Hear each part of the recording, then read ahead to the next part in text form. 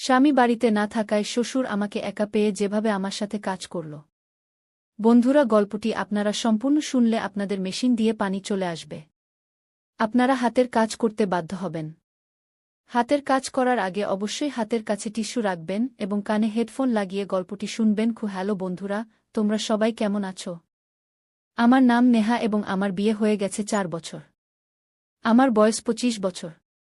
স্বামী সরকারি চাকরিতে এবং প্রায় বাড়ির বাইরেই থাকেন। আমাদের বিয়ের 4 বছর পেরিয়ে গেছে, কিন্তু এখনও আমাদের কোনো সন্তান হয়নি। সম্ভবত কারণ তিনি আমাকে সময় দেন না। বিয়ের প্রথম দিনগুলোতে সব ঠিক ছিল, কিন্তু ধীরে ধীরে দূরত্ব বাড়তে লাগল। এখন তো সপ্তাহ কেটে যায় এবং আমি তার কাছ থেকে কোনো আপনত্বই অনুভব করি না। শুরুতে আমি এই পরিবর্তন বুঝতে পারিনি, কিন্তু এখন এটা একটা অভ্যাস হয়ে গেছে। সারাদিন বাড়ির কাজে ব্যস্ত থাকি এবং রাতে একাই পাশ ফিরে ফিরে ঘুমিয়ে পড়ি। কোনো আকাঙ্ক্ষা নেই, কোনো ইচ্ছা নেই, কেউ সঙ্গ দেবারও নেই। কিন্তু এখন এই শূন্যতা আমার ভেতর পর্যন্ত ছড়িয়ে পড়েছে। শ্বশুরজি সবসময় শান্ত স্বভাবের ছিলেন। স্বামী না থাকলেও তিনি আমার সব কাজ করে দিতেন। কখনো কখনো আমি নিজেই লজ্জা পেয়ে যেতাম।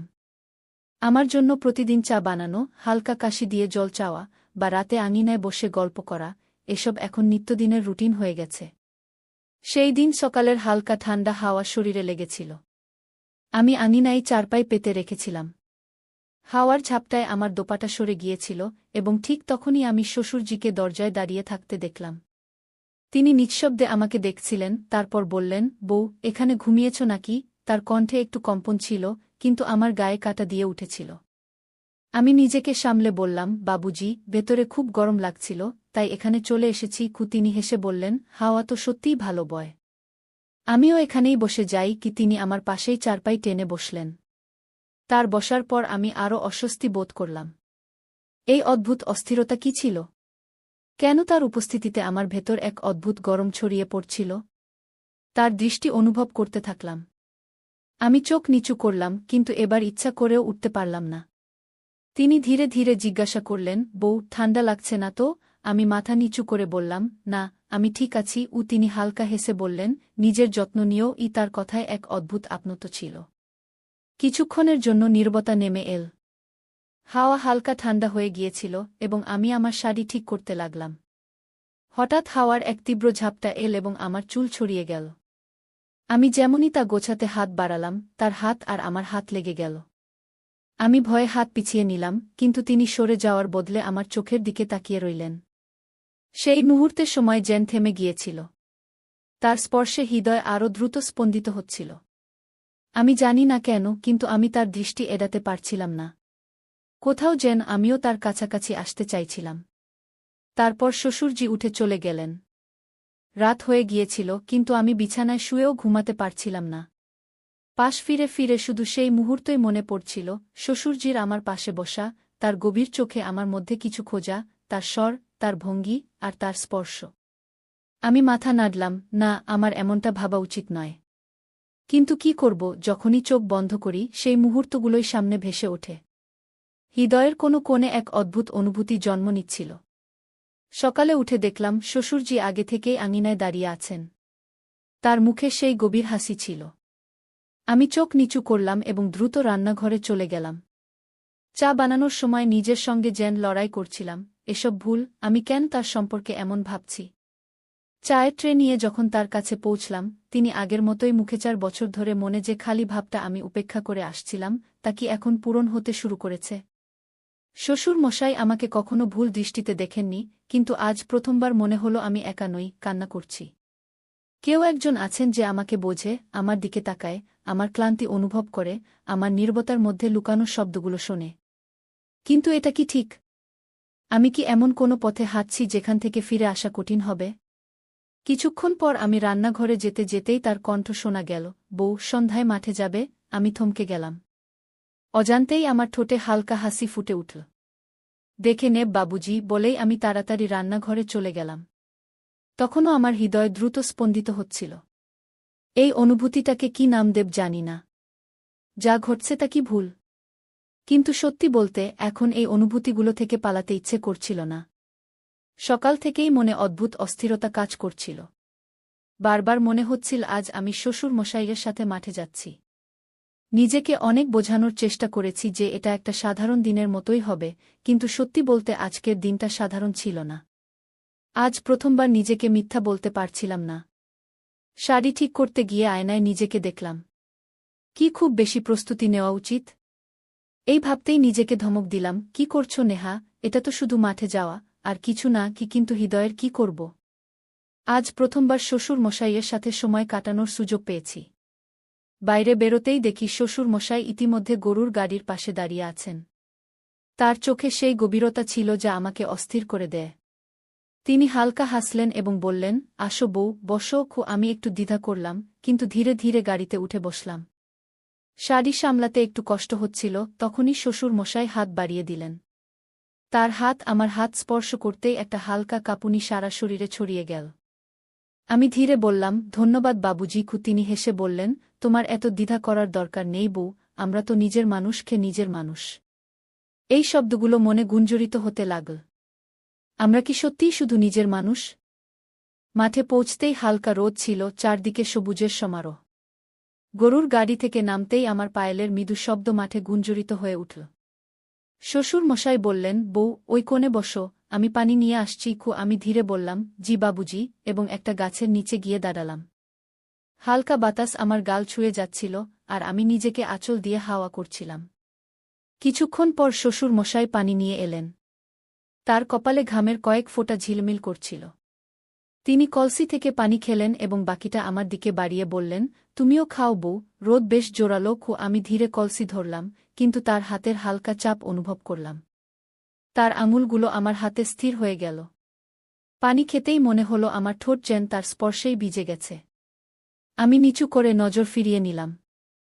শ্বশুর মশাই গম্ভীর কণ্ঠে বললেন, বউ, তুমি এই মাঠে খুব সুন্দর লাগছ। আমার হৃদয় দ্রুত স্পন্দিত হতে লাগল।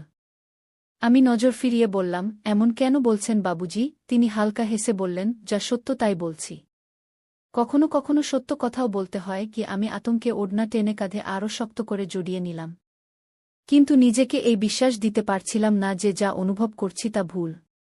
ঠিক তখনই একটা হাওয়া এসে আমার শাড়ি একটু সরিয়ে দিল। আমি তাড়াতাড়ি শাড়ি ঠিক করতে হাত বাড়ালাম, কিন্তু শ্বশুর মশাইও তার হাত বাড়ালেন, সম্ভবত সাহায্য করার জন্য। আমাদের আঙুল আবারও স্পর্শ করল। একটা হালকা শিহরণ আমার সারা শরীরে ছড়িয়ে গেল। আমি নজর নিচু করে ফেললাম, কিন্তু ভেতরে একটা অদ্ভুত অনুভূতি হচ্ছিল। শ্বশুর মশাই হালকা হেসে আমার হাত থেকে পল্লব ধরে ঠিক করে দিলেন।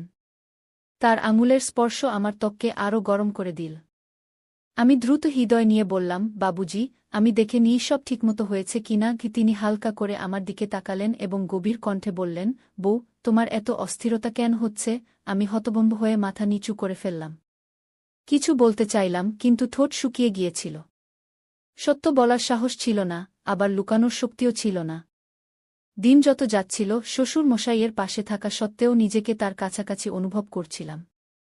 তার সংস্পর্শ, তার কথা, তার হালকা স্পর্শ, সবকিছু আমাকে ধীরে ধীরে তার দিকে টানছিল।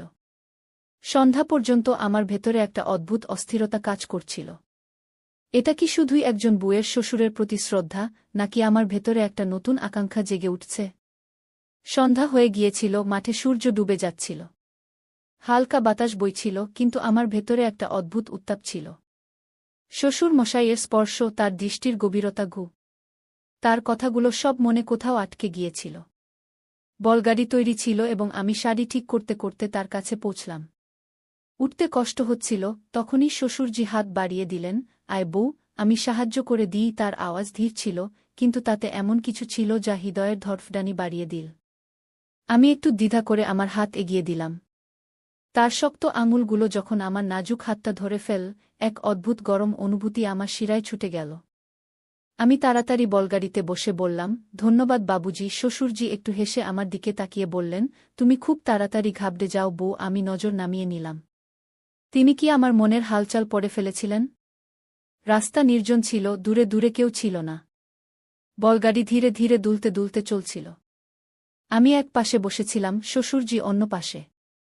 রাতের হালকা ঠান্ডায় বাতাস আমার গাল ছুঁয়ে যাচ্ছিল, কিন্তু আমার শরীর অন্য কোনো কারণে গরম ছিল। শ্বশুরজির উপস্থিতি, তার দৃষ্টির তাপ, কিছুক্ষণ পর বলগাড়ি একটু ঝাঁকি দিয়ে থেমে গেল। আমি একটু হেলে পড়লাম, আর শ্বশুরজির হাত হঠাৎ আমার কোমরে এসে লাগল। সাবধানে বউ, তিনি ঘাবড়ে গিয়ে বললেন। কিন্তু আমার হৃদয় ইতিমধ্যেই দ্রুত স্পন্দিত হচ্ছিল। তার হাত আমার কোমরে কিছুক্ষণ লেগে থাকল।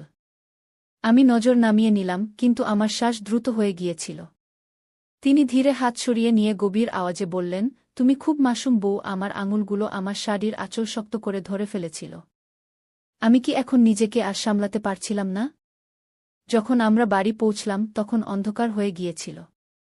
শ্বশুরজি বলগাড়ি থেকে নেমে আমার দিকে এগিয়ে এলেন। আয় বউ, বিশ্রাম নে, খুব ক্লান্ত হয়ে গেছিস। আমি মাথা নিচু করে ধীরে বললাম, জি বাবুজি। কিন্তু যখন আমি ভিতরে যেতে লাগলাম, আবার একবার তার হাত আমার আঁচলটা হালকা করে ধরে ফেল। আমার পা সেখানেই থেমে গেল, হৃদয় জোরে ধড়ফড় করতে লাগল। বউ, তার আওয়াজ ধীর ছিল, কিন্তু তাতে এমন কিছু ছিল যা ভিতর পর্যন্ত অনুভূত হচ্ছিল। আমি ধীরে মাথা ঘুরালাম, আমাদের চোখে চোখ পড়ল, আর এবার আমি নজর নামালাম না। কিছু ছিল যা অসম্পূর্ণ থেকে গিয়েছিল, কিছু ছিল যা এখন খুলে বলার অপেক্ষায় ছিল। ঘরে এসে আমি বিছানায় বসলাম, কিন্তু হৃদয় এখনও বলগাড়ির সেই মুহূর্তে আটকে ছিল। শ্বশুরজির আমার আঁচল ধরা, তার গভীর দৃষ্টি আমার চোখে নামা, সব যেন থমকে গিয়েছিল। আমি ধীরে আমার কবজি ছুঁইলাম, যেখানে তিনি হালকা স্পর্শ করেছিলেন, সেই স্পর্শ এখনও অনুভূত হচ্ছিল। এটা কি হচ্ছে আমার, আমি নিজেকে বললাম। 4 বছরের একাকিত্ব হয়তো আমাকে এই মোডে এনে দাঁড় করিয়েছে। স্বামীর কাছ থেকে কোনো স্নেহ পাইনি, আর এখন হৃদয় অন্যদিকে টানছে। আমি পাশ ফিরে শুয়ে পড়লাম, চোখ বন্ধ করার চেষ্টা করলাম, কিন্তু মাথায় শ্বশুরজির মুখ ঘুরতে লাগল, তার সেই হালকা হাসি, তার কথায় লুকানো অনুভূতি, আর তার আমার কাছাকাছি আসা। ঠিক তখন দরজায় হালকা কড়া নাড়ল। বউ, ঘুমিয়েছিস? শ্বশুরজির আওয়াজ ছিল। আমি ঘাবড়ে গেলাম, কিন্তু নিজেকে সামলে উঠে দরজা খুললাম। সামনে সেই চোখ, সেই গভীরতা। বাবুজি, এত রাতে? আমি ধীর স্বরে বললাম। তিনি হালকা আওয়াজে বললেন, ঘুম আসছে না? তোমার সাথে কিছু কথা বলতে ইচ্ছে করল। আমার হাত ঠান্ডা হয়ে গেল, হৃদয় জোরে ধড়ফড় করতে লাগল। জি বলুন, আমি নিজেকে সামলে বললাম। শ্বশুরজি কিছুক্ষণ চুপ থেকে ধীরে বললেন, বউ, তার আওয়াজে গাম্ভীর্য ছিল, তুমি খুব একা, তাই না? আমি ধীরে মাথা নিচু করলাম। এতদিন যা অনুভব করছিলাম তা এখন লুকানোর কোনো মানে ছিল না। তিনি বললেন, আমি জানতাম, কিন্তু আমি দেখতে চেয়েছিলাম তুমি সত্যিই কতটা অসহায়। আমি চমকে তার দিকে তাকালাম। তাহলে এসব একটা পরীক্ষা ছিল? বউ, তিনি এগিয়ে বললেন, আমি ভেবেছিলাম হয়তো তোমার কারো সাহায্য দরকার, কিন্তু তোমার আমার নয়, তোমার স্বামীর সাহায্য দরকার। আমার চোখে হালকা ভেজা ভাব এল। সত্যি তো এটাই ছিল যা আমি নিজের কাছ থেকেও লুকিয়ে রেখেছিলাম। তোমার জায়গা আমার কাছে নেই বউ, শ্বশুরজি স্নেহে বললেন, তোমার জায়গা আমার ছেলের কাছে। আর এখন আমি তাকে বলব সে কত বড় অন্যায় করেছে তোমার সাথে। পরের সকালে শ্বশুরজি তার ছেলেকে ডাকলেন। যখন সে গ্রামে ফিরল, শ্বশুরজি তাকে পাশে বসিয়ে গম্ভীর স্বরে বললেন, বেটা, তুমি কি কখনো ভেবেছ তোমার স্ত্রী কেমন করে দিন কাটাচ্ছে? স্বামী চমকে আমার দিকে তাকাল। মানে কি বাবুজি? শ্বশুরজি বললেন, সে 4 বছর ধরে তোমার অপেক্ষায় বসে আছে। কিন্তু তোমার তো শুধু চাকরি নিয়ে মাথা। বিয়ের মানে শুধু নামের সম্পর্ক নয়। স্বামী মাথা নিচু করল, হয়তো প্রথমবার তার ভুলের অনুভূতি হচ্ছিল। তুমি যদি এখনও তোমার স্ত্রীর পাশে না দাঁড়াও, একদিন সে সত্যিই একা হয়ে যাবে। শ্বশুরজি বললেন, এখন সিদ্ধান্ত তোমার হাতে, হয় তোমার সম্পর্কটা বাঁচাও, নয়তো তারপর তাকে এভাবেই কষ্টে ছেড়ে দাও। স্বামী কিছুক্ষণ ভাবলেন, তারপর আমার দিকে তাকালেন। আমার মুখে আশা ছিল, কিন্তু ভয়ও ছিল। তারপর তিনি শ্বশুরের পা ছুঁয়ে বললেন, বাবুজি, আপনি ঠিক বলেছেন। আমি এখন থেকে চাকরি ছেড়ে দেব এবং আমার স্ত্রীর সাথে থাকব, ক্ষেত সামলাব। কিন্তু এখন তাকে একা ছাড়ব না। কয়েক মাস পর সবকিছু বদলে গিয়েছিল। স্বামী চাকরি ছেড়ে দিয়েছিলেন এবং পুরো সময় বাড়িও খেতে দিতে শুরু করেছিলেন। এখন তিনি আমার সাথে ছিলেন, আমার হাত ধরার জন্য, আমার সুখ দুঃখের সাথী হওয়ার জন্য। ধীরে ধীরে আমিও বদলাতে শুরু করলাম। এখন আমি একা ছিলাম না, এখন আমার দুনিয়া পূর্ণ হয়ে গিয়েছিল। কয়েক বছর পর আমাদের গোদও ভরে গেল। 1 নয়, 2 ছেলের সাথে আমাদের পরিবার সম্পূর্ণ হয়ে গেল। শ্বশুরজি আমাদের দেখে হাসতেন। তিনি শুধু একজন শ্বশুরের নয়, একজন বাবারও দায়িত্ব পালন করেছিলেন। তিনি আমার একাকিত্বকে চিনতে পেরেছিলেন, কিন্তু আমাকে ভুল পথে যেতে থেকেও বাঁচিয়েছিলেন। আজ যখন আমি পিছনে ফিরে তাকাই, তখন অনুভব করি যে একজন শ্বশুর যদি চান, তাহলে তিনি তার বউয়ের জীবন সাজিয়ে দিতে পারেন। এই গল্পটি একজন ভালো শ্বশুরের উদাহরণ, যিনি তার বউয়ের অনুভূতিকে বুঝেছিলেন এবং তাকে সঠিক পথ দেখিয়েছিলেন। বন্ধুরা, এই গল্প থেকে আমরা একটি বড় শিক্ষা পাই। একজন স্ত্রীর শুধু স্বামীর নামের প্রয়োজন হয় না, বরং তার সাথে তার ভালোবাসা এবং সময়ের প্রয়োজন হয়। যখন একজন মহিলা বিয়ে করে, তখন সে এই আশা করে না যে তার স্বামী তাকে দামি উপহার দেবে বা উচ্চ মহলে রাখবে। সে শুধু চায় যে তার স্বামী তাকে বুঝবে, তাকে সময় দেবে এবং তাকে অনুভব করাবে যে সে একা নয়। কিন্তু যখন স্বামী তার স্ত্রীকে অবহেলা করতে শুরু করে, তাকে একা ছেড়ে দেয়, তখন সে ভালোবাসা এবং আপনাত্ব অন্য কোথাও খুঁজতে শুরু করে। অনেক সময় এমন হয় যে তাকে অন্য কেউ বুঝতে পারে, অন্য কেউ যে তার একাকিত্ব ভাগ করে নেয়। এবং এটাই সেই মুহূর্ত যখন সম্পর্ক ভেঙে পড়তে শুরু করে। তাই সব স্বামীদের কাছে